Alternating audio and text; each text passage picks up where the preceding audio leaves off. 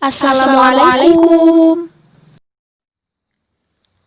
Pernah membenci dan dibenci oleh orang lain?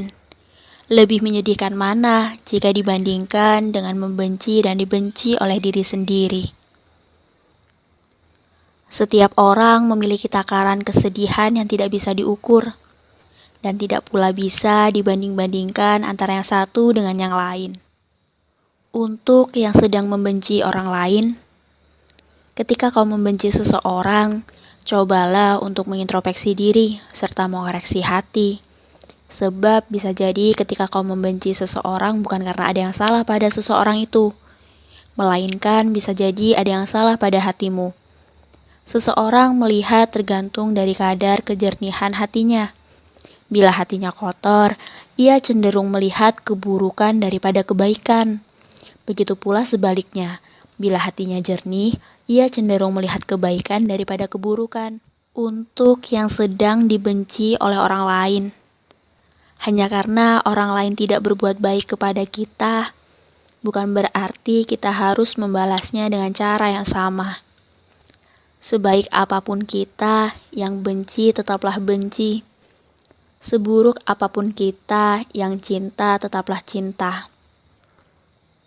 Tidak perlu menjelaskan kebaikan kita, karena yang menyukai kita tidak memerlukannya, dan yang membenci kita tidak akan mempercayainya. Tidak perlu takut, tunjukkan saja warna-warnimu yang sesungguhnya. Bahkan, lukisan terbaik sedunia pun mempunyai pembenci dan pengkritik. Untuk yang sedang membenci dan dibenci oleh diri sendiri, ada banyak hal yang membuat kita bersedih. Tapi ada banyak hal pula yang membuat kita bahagia.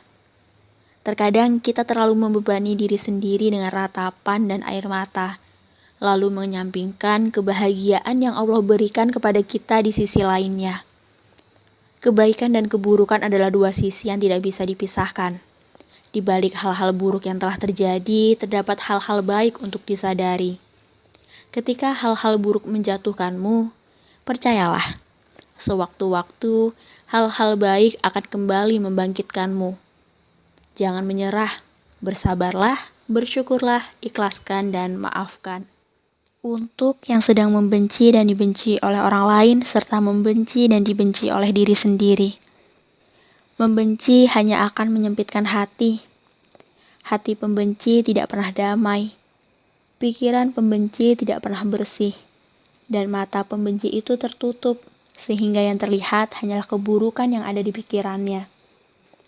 Bila sudah ada kebencian di hati, maka segunung apapun kebaikan tidak akan terlihat baik. Membenci itu meletihkan dan merusak kehidupan. Menghalau untuk tidak suka terhadap sesuatu itu memang tidak mudah. Tapi sadarlah wahai diri, semakin tidak dihalau, kebencian itu akan semakin tumbuh bagaikan dipelihara. Obat benci adalah ikhlas dan memaafkan.